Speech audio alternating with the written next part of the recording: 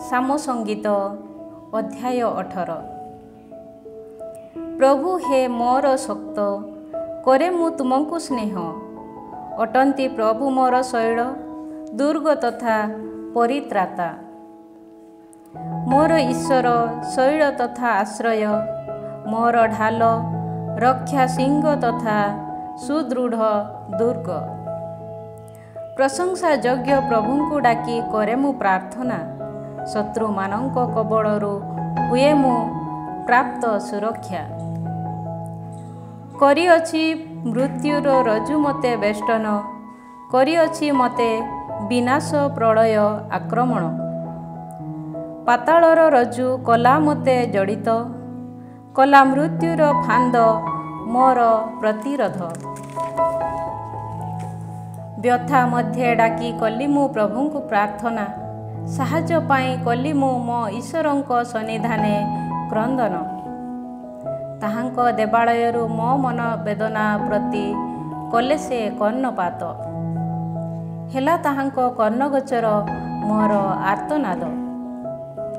ताहांक क्रोधरे हेला पृथ्वी टळमळ तथा प्रकंपित, हेला पर्वत समूहर भित्तिमूल मध्य प्रकंपित तथा आंदोलित। ताहांक नासिका रंध्ररू हेला धूम उत्थित, हेला ताहांक मुखरू दहनकारी अग्नि निर्गत। ताहांक ठारू हेला ज्वलंत अंगार प्रज्वलित। आसिले से अवतरी आकाश मंडल करी अवनमित, थिला अवस्थित ताहांक पाद तले तिमिर गभीर। आरोहण करी केरुब उपरे कले से उड्डयन, वायु प्रवाह उपरे कले से सहसा आगमन। कले से अंधार को ताहांक चतुर्पार्श्वस्थ आवरण, जल कणिका पूर्ण घन मेघमाला को ताहांकर वितान। जेउ प्रभा ताहांक सम्मुखरे प्रज्वलित, तन्मध्यरु मेघमाला को करी भेद, हेला करकाता तथा अग्निमय अंगार पतित। कले प्रभु नभमंडल रे गर्जन, शुणागला परात्परंकर स्वरध्वनि, हेला संघटित करका तथा अग्निमय अंगार पतन। करी सरक्षेप कले से सेमानंकु विक्षिप्त, विद्युत प्रवाह द्वारा कले से सेमानंकु परास्त। हे प्रभु, तुम तिरस्कार तथा तब नासिका क्रंदनास्थ जोगु हेला समुद्र जलस्रोत सबु दृष्ट, हेला संसार भित्तिमूल अनावृत। ऊर्ध्वरु हस्त प्रसारी हेलनेले से मते धरी, महाजलराशि मध्यरु नेले से मते अटारी। कले से मते शक्तिशाली शत्रु तथा मो विदेशकारीଙ୍କ ठारू उद्धार, कारण थिले से माने क्षमतातीत मोर। मोर दुर्गति दिने कले से माने मते आक्रमण, किंतु प्रभु हेले मोर अवलंबन। कले से मते विशाल स्थान को आनयन, प्रदान कले से मते मोचन, कारण थिले से मो प्रति सुप्रसन्न।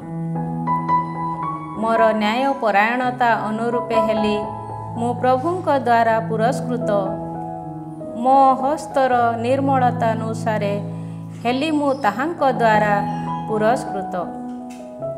कारण कली मु प्रभुंक मार्गावली पालन, करी दुष्कर्म साधन कली नाही मु मो ईश्वरंक समीपरू सुदूर गमन। अध्यादेश सबु ताहांकर मो सम्मुखे विद्यमान, नियमावली ताहांकर कली नाही मो लंघन। थिली मु ताहांक सानिध्ये निष्कलंक, कली मु निजकु दोषरू पृथक, देले प्रभु मते प्रतिफल। न्याय परायणता मोर अनुजाई, कले से मते प्रतिदान, ताहांक दृष्टि रे मो हस्तर निर्मलता अनुजाई। विश्वस्त प्रति करुअछ तुमे निजकु विश्वस्त प्रदर्शन, निष्कलंक सह करुअछ तुमे निष्कलंक आचरण।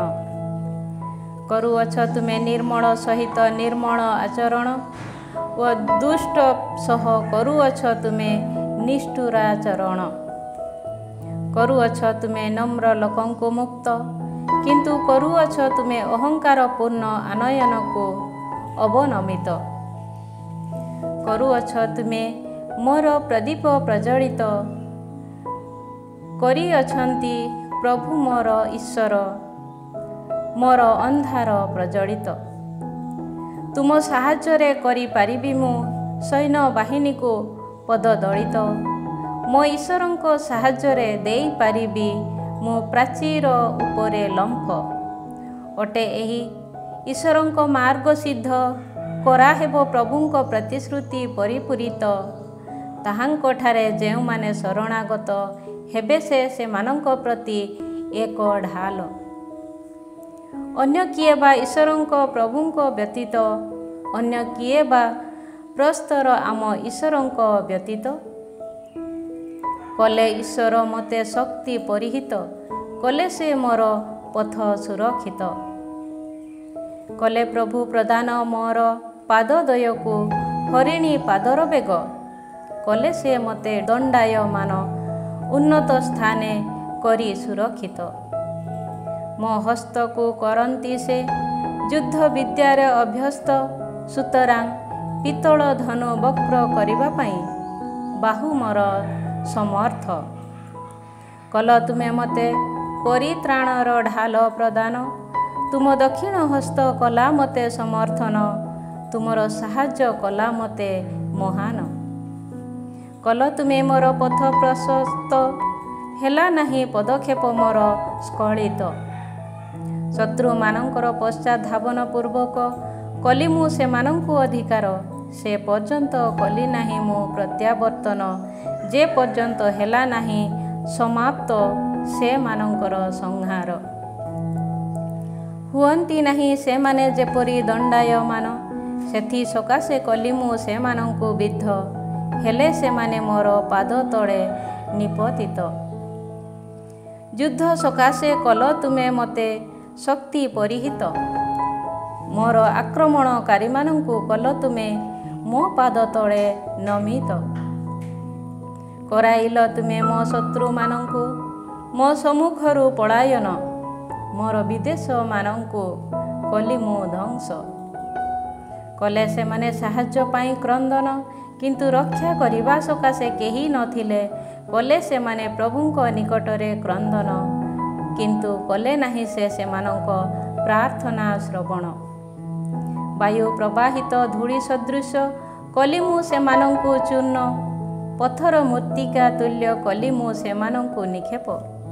ଜାତି ସମୂହର କଳହରୁ କଲ ତୁମେ ମୋତେ ଉଦ୍ଧାର, ନେତା ରୂପେ କଲ ତୁମେ ମୋତେ ନିଯୁକ୍ତି ପ୍ରଦାନ।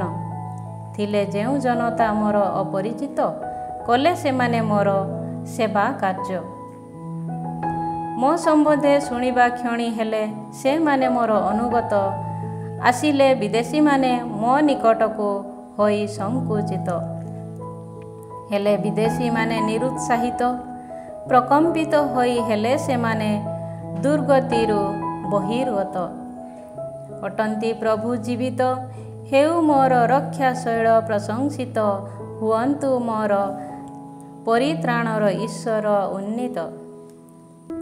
ନେଲେ ପ୍ରଭୁ ମୋ ସପକ୍ଷରେ ପ୍ରତିଶୋଧ, କରାଇଲେ ଜନସମାରୋହକୁ ମୋର ବଶୀଭୂତ। କଲେ ସେ ମୋତେ ଶତ୍ରୁମାନଙ୍କ ହସ୍ତରୁ ଉଦ୍ଧାର, ମୋ ବିରୋଧୀମାନଙ୍କ ଉପରେ କଲେ ସେ ମୋତେ ଉନ୍ନୟନ। କଲେ ସେ ମୋତେ ହିଂସାତ୍ମକ ବ୍ୟକ୍ତିମାନଙ୍କ ହସ୍ତରୁ ମୋଚନ। ଏଥି ନିମନ୍ତେ ହେ ପ୍ରଭୁ କରିବି ମୁଁ ତୁମକୁ ଜନସମାରୋହ ମଧ୍ୟରେ ଗୌରବାନ୍ୱିତ, କରିବି ମୁଁ ତୁମ ନାମ ଉଦ୍ଦେଶ୍ୟରେ ସ୍ତୋତ୍ର ଗାନ। କରନ୍ତି ସେ ସ୍ୱଜନମାନଙ୍କୁ ମହାଜୟ ପ୍ରଦାନ, ଦାବିଦ ଓ ତାଙ୍କ ବଂଶଧରମାନଙ୍କ ପ୍ରତି ନିରନ୍ତର ସ୍ନେହ ପ୍ରଦର୍ଶନ। ଅଧ୍ୟାୟ 19 ପ୍ରଶଂସା ସ୍ତୋତ୍ର। ଈଶ୍ୱରଙ୍କ ମହିମା ଘୋଷଣା କରେ ଆକାଶମଣ୍ଡଳ, କରେ ଅନ୍ତରୀକ୍ଷ ତାହାଙ୍କ ହସ୍ତକୃତ କର୍ମ ବିଜ୍ଞାପନ। ଦିବସ କରେ ଦିବସ ପ୍ରତି କଥନ, କରେ ରାତ୍ରି ରାତ୍ରି ପ୍ରତି ଜ୍ଞାନ ପ୍ରଖ୍ୟାପନ। ହୁଏ ନାହିଁ କୌଣସି ଭାଷଣ କି ବାକ୍ୟ କଥିତ, ହୁଏ ନାହିଁ ଶବ୍ଦ ସେମାନଙ୍କ ଶ୍ରବିତ। ହୁଏ ତଥାପି ସେମାନଙ୍କ ସ୍ୱର ପୃଥିବୀ ତମାମ ବ୍ୟାପ୍ତ, ହୁଏ ସଂସାରର ସୀମା ସରହଦ ପର୍ଯ୍ୟନ୍ତ ସେମାନଙ୍କ ବାକ୍ୟ ବିସ୍ମୃତ। କରିଅଛନ୍ତି ସେ ସେମାନଙ୍କ ମଧ୍ୟରେ ସୂର୍ଯ୍ୟ ଉଦ୍ଦେଶ୍ୟ ଏକ ଶିବିର ସ୍ଥାପିତ। ହୁଏ ଯେପରି ବର ବିବାହ ପ୍ରକୋଷ୍ଠରୁ ବହିର୍ଭୂତ, କରେ ଯେପରି ସୂର୍ଯ୍ୟ ସେଥିରୁ ବହିର୍ଗମନ। ଜଣେ ବୀର ତୁଲ୍ୟ କରେ ଆରମ୍ଭ ସାନନ୍ଦେ ଧାବନ। ନଭମଣ୍ଡଳର ଏକ ପ୍ରାନ୍ତରରେ ତାହାର ଉଦୟ, ତାହାର ଅପର ପ୍ରାନ୍ତ ପର୍ଯ୍ୟନ୍ତ ତାହାର ପରିଭ୍ରମଣ। ତାହାର ଉତ୍ତାପରୁ ରହେ ନାହିଁ କିଛି ଲୁକାୟିତ। ଅଟେ ପ୍ରଭୁଙ୍କର ବିଧିବିଧାନ ସିଦ୍ଧ, କରେ ତାହା ଆତ୍ମାକୁ ସଞ୍ଜୀବିତ। ଅଟେ ପ୍ରଭୁଙ୍କର ସାକ୍ଷ୍ୟ ବିଶ୍ୱସନୀୟ, କରେ ତାହା ବିନୀତଙ୍କୁ ବିଜ୍ଞ। ଅଟେ ପ୍ରଭୁଙ୍କର ଆଦେଶ ନ୍ୟାୟସଙ୍ଗତ, ଦିଏ ତାହା ହୃଦୟକୁ ଆନନ୍ଦ। ଅଟେ ପ୍ରଭୁଙ୍କର ଆଜ୍ଞା ବିଶୁଦ୍ଧ, କରେ ତାହା ଚକ୍ଷୁଦୟ ଉଦ୍ଦୀପିତ। ଅଟେ ନିର୍ମଳ ପ୍ରଭୁଙ୍କ ପ୍ରତି ଭୟଭକ୍ତି ପ୍ରଦର୍ଶନ, ତାହା ସର୍ବଦା ଅକ୍ଷୁର୍ଣ୍ଣ। ଅଟେ ସତ୍ୟ ପ୍ରଭୁଙ୍କର ଅଧ୍ୟାଦେଶ ସମସ୍ତ, ତାହା ସମ୍ପୂର୍ଣ୍ଣ ଭାବେ ନ୍ୟାୟସଙ୍ଗତ। ସ୍ୱର୍ଣ୍ଣ ତଥା ଅତ୍ୟଧିକ ସ୍ୱଚ୍ଛ ସ୍ୱର୍ଣ୍ଣ ଅପେକ୍ଷା ତାହା ଅଧିକ ଅଭିକାମ୍ୟ। ମଧୁ ତଥା ମଧୁଚକ୍ରର ବିନ୍ଦୁ ପତନ ଅପେକ୍ଷା ତାହା ସୁସ୍ୱାଦୁ ଅଧିକ। ହୁଏତ ତଦ୍ୱାରା ପ୍ରାପ୍ତ ଦାସ ତୁମର ଏହି ଶିକ୍ଷା ଉପଦେଶ, ତାର ଅନୁଗାମୀମାନଙ୍କ ପାଇଁ ଅଟେ ପ୍ରସ୍ତୁତ ମହାପୁରସ୍କାର। କିନ୍ତୁ କରିପାରିବ କିଏ ନିଜ ଭୁଲ ସମ୍ବନ୍ଧେ ବିବେଚନ? ଅଜ୍ଞାତ ସାରରେ ସମ୍ପାଦିତ ଦୋଷରୁ କର ମତେ ଶୁଦ୍ଧପୂତ। ରଖ ତୁମ ଦାସକୁ ଜ୍ଞାତ ସାରରେ, ସାଧିତ ପାପ ସବୁରୁ ମଧ୍ୟ କରି ନିବୃତ୍ତ। ନ କରୁ ବିସ୍ତାର ମୋ ଉପରେ ସେ ସମସ୍ତର କର୍ତ୍ତୃତ୍ୱ। ତା ହେଲେ ହେବି ମୁଁ ପବିତ୍ର ଓ ହେବି ମହା ଅପରାଧରୁ ମୁକ୍ତ। ମୋର ଶୈଳ ତଥା ମୋର ପରିତ୍ରାତା ହେ ପ୍ରଭୁ, ଯେଉଁ ବାକ୍ୟ ସବୁ ମୋ ମୁଖ ନିଃସୃତ ଓ ଯେଉଁ ଚିନ୍ତାଧାରା ମୋ ହୃଦୟର ହେଉ ତୁମ ଦୃଷ୍ଟିରେ ଗ୍ରହଣୀୟ ସେ ସମସ୍ତ। ଅଧ୍ୟାୟ 20। ମେସିହା ସାମ। କରନ୍ତୁ ପ୍ରଭୁ ଦୁଃଖ କ୍ଲେଶ ସମୟେ ତୁମର ପ୍ରାର୍ଥନା ଶ୍ରବଣ, କରୁ ଯାକବଙ୍କ ଈଶ୍ୱରଙ୍କ ନାମ ତୁମକୁ ସଂରକ୍ଷଣ। କରନ୍ତୁ ସେ ସାହାଯ୍ୟ ତାହାଙ୍କ ପବିତ୍ର ଆଳୟରୁ ପ୍ରେରଣ, କରନ୍ତୁ ସେ ସିୟନରୁ ତୁମକୁ ସମର୍ଥନ। ତୁମ ନୈବେଦ୍ୟ ସମୂହର ହୁଅନ୍ତୁ ସେ ଅନୁସ୍ମୃତ, ତୁମ ହୋମ ବଳି ପ୍ରତି ହୁଅନ୍ତୁ ସେ ପ୍ରୀତ। କରନ୍ତୁ ସେ ତୁମ ହୃଦୟ ଅଭିଳାଷ ପରିପୂର୍ଣ୍ଣ, ତୁମ ସମସ୍ତ ଯୋଜନାକୁ କରନ୍ତୁ ସେ ନିର୍ବାହ। କରିବୁ ଆମେ ତୁମ ବିଜୟରେ ଆନନ୍ଦ ପ୍ରକାଶ, ଆମ ଈଶ୍ୱରଙ୍କ ନାମେ କରିବୁ ଆମେ ପତାକା ସମୂହ ଉତ୍ତୋଳନ। ତୁମର ସମସ୍ତ ନିବେଦନ କରନ୍ତୁ ସେ ପୂର୍ଣ୍ଣ। ବର୍ତ୍ତମାନ ମୁଁ ଜାଣେ ଯେ ହେବେ ପ୍ରଭୁ ତାହାଙ୍କ ଅଭିଷିକ୍ତଙ୍କର ସାହାଯ୍ୟ, ତାହାଙ୍କ ପବିତ୍ର ସ୍ୱର୍ଗରୁ ଦେବେ ସେ ତାଙ୍କୁ ଉତ୍ତର, କରିବେ ପ୍ରଦାନ ତାହାଙ୍କ ଦକ୍ଷିଣ ହସ୍ତେ ତାଙ୍କୁ ମହାବିଜୟ। କେହି କେହି ରଥ ସମୂହରେ ଓ ଅନ୍ୟ କେହି କେହି ଘଟକରେ କରେ ଗାରିମାବଦ୍ଧ, କିନ୍ତୁ କରିବୁ ଆମେ ପ୍ରଭୁ ଆମ ଈଶ୍ୱରଙ୍କ ନାମେ ଅଭିମାନବୋଧ। ଅବସନ୍ନ ହୋଇ ହେବେ ପତିତ ସେମାନେ, କିନ୍ତୁ ଉତ୍ଥିତ ହୋଇ ହେବୁ ଆମେ ଦଣ୍ଡାୟମାନ ସିଧାସଳଖେ। କର ହେ ପ୍ରଭୁ ପ୍ରଦାନ ରାଜାଙ୍କୁ ବିଜୟ, ନିବେଦନ କରିବା ସମୟରେ ଦିଅ ଆମକୁ ଉତ୍ତର। ଅଧ୍ୟାୟ 21। ମେସିହା ସାମ। ହେ ପ୍ରଭୁ କରନ୍ତି ରାଜା ତୁମ ଶକ୍ତିରେ ସନ୍ତୋଷ ପ୍ରକାଶ, ତୁମ ସାହାଯ୍ୟରେ ହୁଅନ୍ତି ସେ କେତେ ଅଧିକ ଆହ୍ଲାଦିତ। କରିଅଛ ତୁମେ ତାଙ୍କ ମନୋବାଞ୍ଛା ପରିପୂର୍ତ୍ତି, କଲ ନାହିଁ ତୁମେ ତାଙ୍କ ଅଧର ନିର୍ଗତ। ପ୍ରାର୍ଥନାକୁ ନିଷେଧ କରିଅଛ ତୁମେ ଶୁଭାଶିଷ ସହ ତାଙ୍କୁ ସନ୍ଦର୍ଶନ, ସ୍ୱଚ୍ଛ ସ୍ୱର୍ଣ୍ଣ ନିର୍ମିତ ମୁକୁଟରେ କରିଅଛ ତାଙ୍କ ମସ୍ତକ ବିଭୂଷଣ।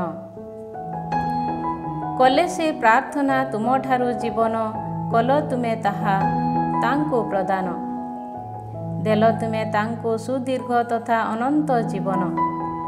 ତୁମ ସାହାଯ୍ୟ ବଳେ ହେଲା ମହତ ତାଙ୍କ ପରିବର୍ତ୍ତିତ, କଲ ତୁମେ ପ୍ରଭା ତଥା ପ୍ରତାପ ତାଙ୍କୁ ପ୍ରଦାନ। କରିଅଛ ତୁମେ ତାଙ୍କୁ ଚିରକାଳ ବ୍ୟାପୀ ଅନୁଗୃହୀତ, ତୁମ ସାନ୍ନିଧ୍ୟରେ ଆନନ୍ଦ କରିଅଛି ତାଙ୍କୁ ଆହ୍ଲାଦିତ। କରିଛନ୍ତି ରାଜା ପ୍ରଭୁଙ୍କ ଠାରେ ଆସ୍ଥା ସ୍ଥାପନ, ପରାତ୍ପରଙ୍କ ନିରନ୍ତର ସ୍ନେହ ଜରିଆରେ ହେବେ ନାହିଁ ସେ କମ୍ପମାନ। ହସ୍ତ ତୁମର ପାଇବ ସମସ୍ତ ଶତ୍ରୁଙ୍କ ସନ୍ଧାନ, କରିବ ତୁମ ଦକ୍ଷିଣ ହସ୍ତ ତବ ବିଦେଶୀମାନଙ୍କ ଅନୁସନ୍ଧାନ। ତୁମ ଆବିର୍ଭାବ ଦିନେ କରିବ ତୁମେ ସେମାନଙ୍କୁ ଜ୍ୱଳନ୍ତ ଚୁଲିରେ ଦହନ, କରିବେ ପ୍ରଭୁ ତାହାଙ୍କ କ୍ରୋଧାଗ୍ନିରେ ସେମାନଙ୍କୁ ଗ୍ରାସ। କରିବ ଅଗ୍ନି ସେମାନଙ୍କୁ ଦହନ, କରିବ ତୁମେ ସେମାନଙ୍କ ବଂଶଧରମାନଙ୍କୁ ପୃଥିବୀରୁ ବିନାଶ, କରିବ ତୁମେ ସେମାନଙ୍କ ସନ୍ତାନ ସନ୍ତତିଙ୍କୁ ମନୁଷ୍ୟପୁତ୍ରମାନଙ୍କ ମଧ୍ୟରୁ ଧ୍ୱଂସ। କରନ୍ତି ସେମାନେ ଯଦିଓ ତୁମ ବିରୁଦ୍ଧେ ଅନିଷ୍ଟର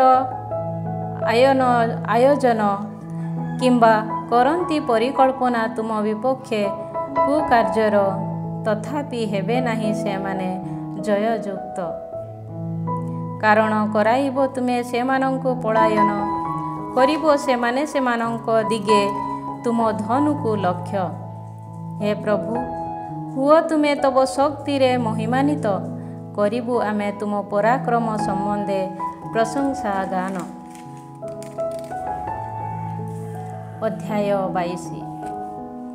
ବ୍ୟକ୍ତିଗତ ବିଳାପ ଗୀତି। ଈଶ୍ୱର ମୋର, ହେ ଈଶ୍ୱର ମୋର, କରିଅଛ କାହିଁକି ତୁମେ ମୋତେ ପରିତ୍ୟାଗ?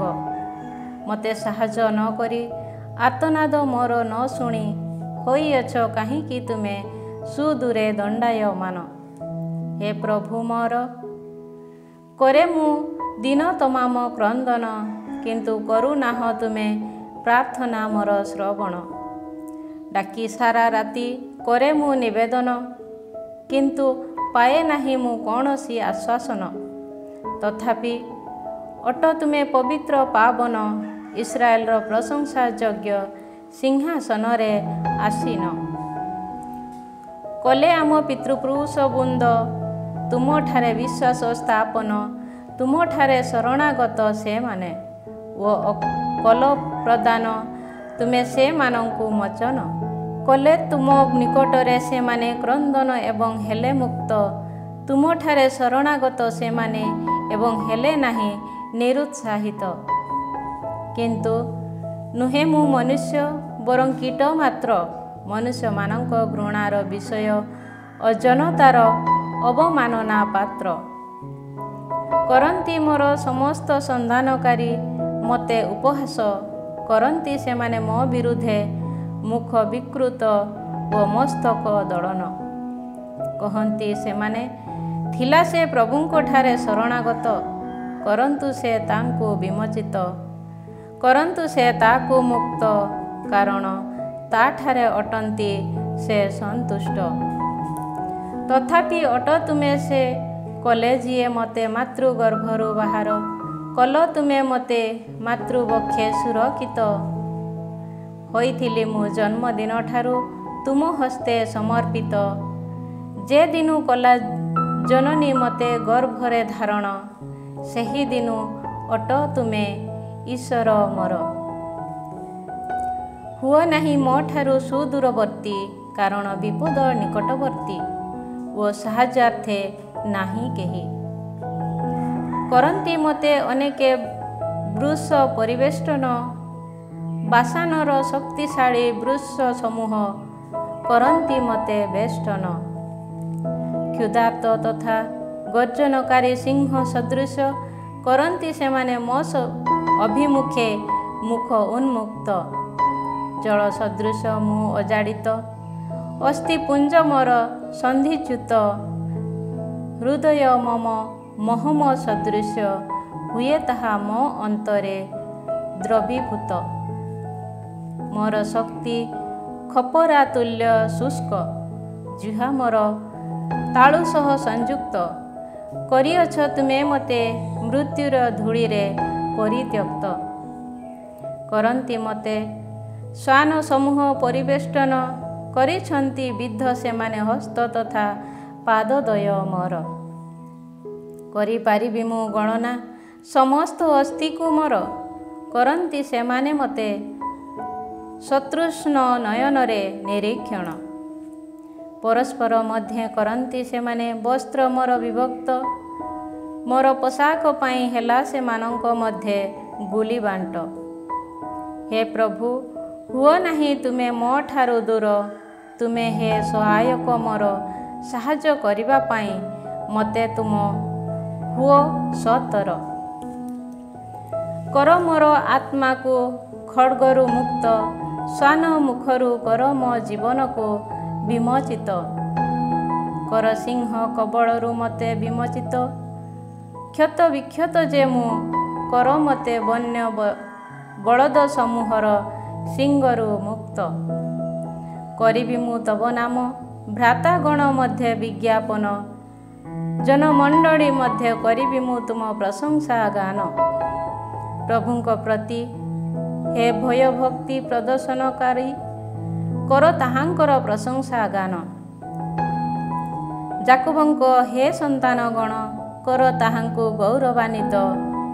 ଇସ୍ରାଏଲର ହେ ସନ୍ତାନ ଗଣ, ହୁଅ ତାହାଙ୍କ ସନ୍ନିଧେ ଭୟପୂର୍ବକ ଦଣ୍ଡାୟମାନ। କରି ନାହାନ୍ତି ସେ ପୀଡ଼ିତର ଯାତନାକୁ ଅବହେଳା କି ହେୟ ଜ୍ଞାନ, କରି ନାହାନ୍ତି ସେ ତା ଠାରୁ ତାହାଙ୍କ ମୁଖ ଗୋପନ, ବରଂ ତାର ନିବେଦନ କଲେ ସେ ଶ୍ରବଣ। ମହାଜନ ମଣ୍ଡଳୀ ସମ୍ମୁଖେ ହୁଏ ମୋ ପ୍ରଶଂସା ତୁମଠାରୁ ଆଗତ, ତାହାଙ୍କ ପ୍ରତି ଭୟଭକ୍ତି ପ୍ରଦର୍ଶନକାରଙ୍କ ମାନଙ୍କ ସମ୍ମୁଖରେ କରିବି ମୁଁ ପାଳନ ମୋର ବ୍ରତ। ଭଜନ କରି ନିର୍ଦ୍ଧନ ଗଣ ହେବେ ପରିତୃପ୍ତ, କରନ୍ତି ଯେଉଁମାନେ ପ୍ରଭୁଙ୍କର ଅନ୍ୱେଷଣ, କରିବେ ସେମାନେ ତାହାଙ୍କର ପ୍ରଶଂସା ଗାନ। ଚିରକାଳ ବ୍ୟାପୀ ତୁମେମାନେ ହୁଅ ସଞ୍ଜୀବିତ। ହେବେ ପ୍ରଭୁଙ୍କୁ ଅନୁସ୍ମୃତ ପୃଥିବୀର ସମସ୍ତ ସୀମା ସରହଦ, ହେବ ତାହା ପ୍ରଭୁଙ୍କ ସନ୍ନିଧାନରୁ ପରିବର୍ତ୍ତିତ। ତାହାଙ୍କ ସନ୍ନିଧାନେ କରିବେ ଜାତି ସମୂହର ସମସ୍ତ ପରିବାର ବର୍ଗ ପ୍ରଣିପାତ। କାରଣ ପ୍ରଭୁଙ୍କର ହିଁ କର୍ତ୍ତୃତ୍ୱ, କରନ୍ତି ସେ ଜାତି ସମୂହ ଉପରେ ରାଜତ୍ୱ। କରିବେ ପ୍ରଣିପାତ ତାହାଙ୍କ ସମ୍ମୁଖରେ ପୃଥିବୀବାସୀ ସମସ୍ତ ଅହଙ୍କାରୀ। ଯାଆନ୍ତି ଯେଉଁମାନେ ଧୂଳି ମଧ୍ୟକୁ ଅବତରି ଓ ନିଜକୁ ସଞ୍ଜୀବିତ କରିବା ପାଇଁ ଯେଉଁମାନେ ଅକ୍ଷମ, କରିବେ ତାହାଙ୍କ ସନ୍ନିଧାନରେ ସେମାନେ ସମସ୍ତେ ପ୍ରଣିପାତ। ସେମାନଙ୍କ ବଂଶଧରଗଣ କରିବେ ତାହାଙ୍କ ସେବା କାର୍ଯ୍ୟ, କରିବେ ସେମାନେ ପ୍ରଭୁଙ୍କୁ ଆଗାମୀ ବଂଶ ସକଳ ନିକଟରେ ବିଜ୍ଞାପିତ। ହୋଇନାହାନ୍ତି ଯେଉଁମାନେ ଅଦ୍ୟାବଧି ଜାତ, ସେମାନଙ୍କ ମଧ୍ୟରେ କରିବେ ସେମାନେ ଏହା ବିଜ୍ଞାପନ, ପରିତ୍ରାଣ ପ୍ରଭୁଙ୍କ ଦ୍ୱାରା ସମ୍ପାଦିତ। ଅଧ୍ୟାୟ 23। ଭରସା ସୂଚକ ପ୍ରାର୍ଥନା। ଅଟନ୍ତି ପ୍ରଭୁ ମେଷପାଳକ ମମ, ଅଭାବ କୌଣସି ରହିବ ନାହିଁ ମୋର। କରାନ୍ତି ସେ ମୋତେ ସବୁଜ ଚାରଣ ଭୂମିରେ ଶାୟିତ, ନିଶ୍ଚଳ ଜଳ ପାର୍ଶ୍ୱକୁ କରନ୍ତି ସେ ମୋତେ ଆନିତ। କରନ୍ତି ସେ ପୁନରାୟ ସଚେତ ମୋର ଜୀବନ, ନୀତିନିଷ୍ଠ ପଥ ଦେଇ କରନ୍ତି ସେ ମୋତେ ତାହାଙ୍କ ନାମ ସକାଶେ ଆନୟନ। ଯଦିଓ ମୃତ୍ୟୁର ଛାୟା ପତିତ ଉପତ୍ୟକା ଦେଇ କରେ ମୁଁ ବିଚରଣ, ତଥାପି ଯେହେତୁ ସେ ମୋର ସହବର୍ତ୍ତୀ, ସେହେତୁ ହୁଏ ନାହିଁ ମୁଁ ଭୟଭୀତ। ପାଞ୍ଚଣ ତଥା ଦଣ୍ଡ ତୁମର ଦିଏ ମୋତେ ଆଶ୍ୱାସନ। କରିଅଛ ମୋ ନିମନ୍ତେ ମୋ ଶତ୍ରୁ ଦଳ ସମ୍ମୁଖେ ଭୋଜି ପ୍ରସ୍ତୁତ। କରୁଅଛ ମୋର ମସ୍ତକକୁ ତୈଳେ ଅଭିଷିକ୍ତ। ହୁଏ ପାନପାତ୍ର ମୋର ଉଚ୍ଛ୍ୱସିତ। କରିବ ଆଜୀବନ ମଙ୍ଗଳ ତଥା କରୁଣା। ଅବଶ୍ୟ ମୋର ଅନୁଗମନ କରିବି ମୁଁ ଚିରକାଳ ବ୍ୟାପୀ। ପ୍ରଭୁଙ୍କ ଆଳୟ ମଧ୍ୟରେ ବସତି ସ୍ଥାପନ।